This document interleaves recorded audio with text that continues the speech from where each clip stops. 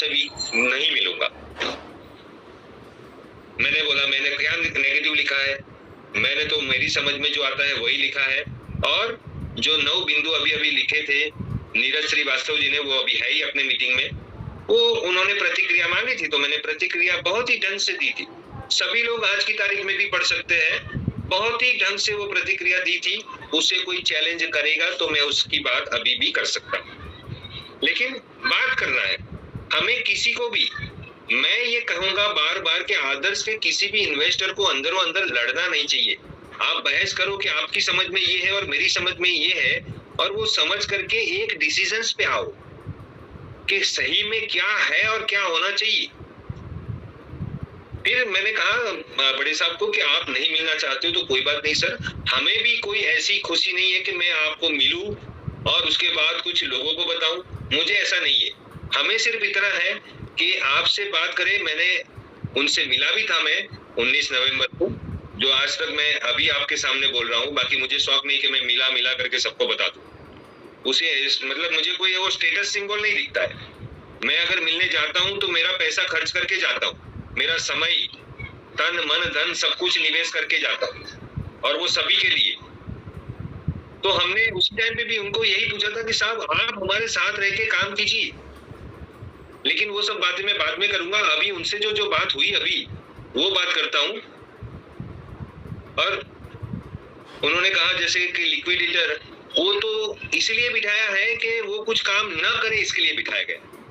और बात तो उनकी सही है। ये बात में मतलब मैं जो बात सही लगती है तो सही बोलूंगा कि हाँ इनकी ये बात सही है कि लिक्विडेटर ने आज तक ना तो कुछ किया है ना वो कुछ करेगा। और जिस दिन कुछ करेगा भी, तो मैंने अभी एक मैसेज लिखा था कि अगर मान चलो कि लिक्विड कैश अगर 30 करोड़ रुपया है अपने पास, तो अगर वो सबको बांटी गई तो एवरेज अगर मैं रेशियो गिनूं तो सबको 200 रुपये के आसपास मिलेगा। तो क्या आप और मैं खुश हो गए कि 200 रुपये लेने के लिए इतनी सारी लड़ाई? तो लिक्विडेटर ने तो उनका कहना था बड़े साहब का कि मेरे पुरखों की जमीन भी उन्होंने अपने नाम पे करवा ली, जैसे माँ की, बापूजी की, अपने दामाद की, वो सबकी जमीन भी लिक्विडेटर ने ले करके अटैच करके अपने नाम करवा ली। तो ऐसा सब होता है जो कि नहीं होना चाहिए था। तो वो कहने का मतलब उनका ये था कि ये सब कौन ख्याल रखेगा, कौन देखेगा सब कुछ। उन्होंने कहा कि फर्जी वीसी हो रही है। अब वो मुझे समझ में नहीं आया, फर्जी वीसी यानी क्या? फर्जी वीसी हो रही है उसका सबूत बड़े साहब ने प्रशासन को दे भी दिया था, फिर भी वो सब ध्यान कौन रखेगा? और सभी मेंबर्स को, उनका कहना है कि सभी मेंबर्स सभी मिलके सोसाइटी बनती है और सभी मेंबर्स ये सब रील लगा सकते हैं। जैसे मैंने उनको कहा कि मैं नीरज श्रीवास्तव जी से बात करूंगा, और मैंने बहुत पहले, नीरज श्रीवास्तव जी भी अभी लाइन पे है,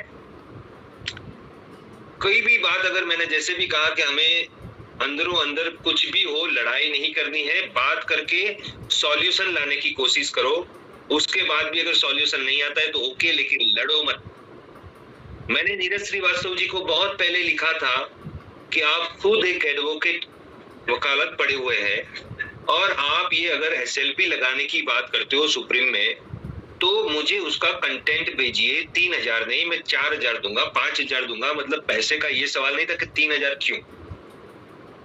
लेकिन उन्होंने मुझे कंटेंट आज तक नहीं भेजे थे। जो मुकेश मोदी जी को भी मैंने कहा कि मैं उनसे बात करूंगा, मुझे ये भी बताया मुकेश मोदी जी ने, अगर किसी को ऐसा लगे कि शायद गलत तो नहीं होगा मुकेश मोदी जी से बात हुई कि नहीं हुई, लेकिन सुबोध जी ने कह दिया है तो इतना तो ग्रुप में मैसेज सुबोध जी ने ही दिखा था, तो सबको पता है कि बात हुई। नीरज जी के पुत्र की भी शादी है 4 तारीख को शायद, और उसमें वो भी बिजी है, फिर भी अभी वो हाजिर हुए हैं, यहाँ पे मीटिंग में आए हैं। तो मैं धन्यवाद कहूंगा उनको कि आप आए, हमें अच्छा लगा। और अगर नीरज जी आपको लगे तो हमें कंटेंट बताना।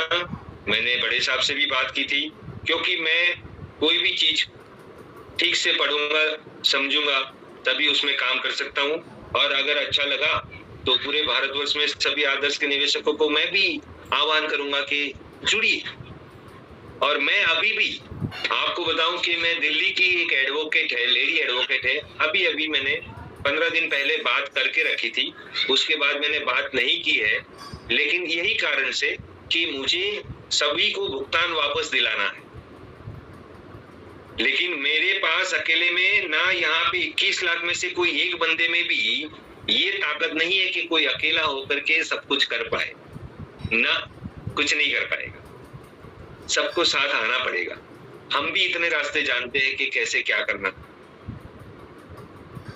ठोकरे खाते खाते आदमी सब कुछ सीख सकता है। सुप्रीम कोर्ट में जैसे अभी मैं बता रहा था कि नीरज श्रीवास्तव जी, सदानंद तामरेकर जी, वो लोग अच्छी मेहनत कर रहे हैं एसएलपी लगाने के लिए, और वो एसएलपी लगाने के लिए बड़े साहब ने भी कहा कि मैं उसमें सहमत हूं कि यही एसएलपी लगानी चाहिए और सुप्रीम कोर्ट में एसएलपी लगेगी। उसका मुख्य उद्देश्य यही है कि आदर्श पुनः शुरू हो, चुनाव हो, उसका चुनाव के बाद प्रशासक नियुक्त किया जाए और फिर वो लोग जितनी भी सारी अंडर कंस्ट्रक्शन प्रॉपर्टी थी, लोनी कंपनियां थी, सभी को रिकवरी करने का, उसके पहले तो पुनर्चालू करेंगे। आदर्श को अगर पुनः चालू करते हैं तो सभी ट्रांसफर भी करेंगे उनके नाम पे, जो भी प्रॉपर्टी अटैच की गई थी वो ट्रांसफर करेंगे, जो भी लोनी कंपनियों था सभी को, ताकि वो फिर से अपना कंट्रोल उस पे ले सके। आदर्श का मैनेजमेंट जो भी बनेगा वो पूरा कंट्रोल उस पे ले सके और उस पे काम कर सके। तो उसी तरह से उन्होंने ये बात किया था बड़े साहब ने।